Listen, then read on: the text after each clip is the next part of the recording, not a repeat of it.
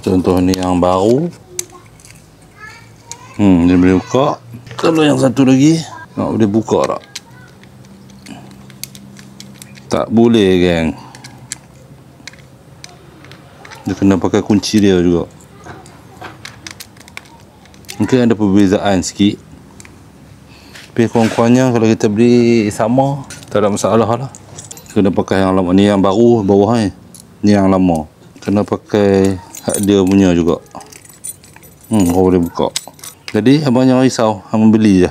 Nampak macam sama, tapi kunci dia lain-lain. Adalah perbezaan sikit antara kunci-kunci ni, kan?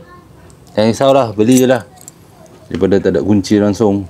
Dia bukan tak hilang motor ni. Kalau nak kena curi, pencuri memang pro. Bagilah kunci macam mana pun, dia akan boleh curi juga.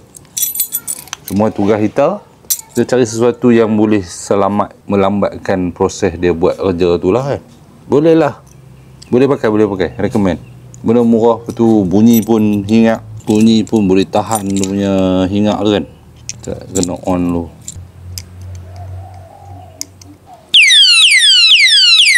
Nah, tengok bunyi dia macam mana.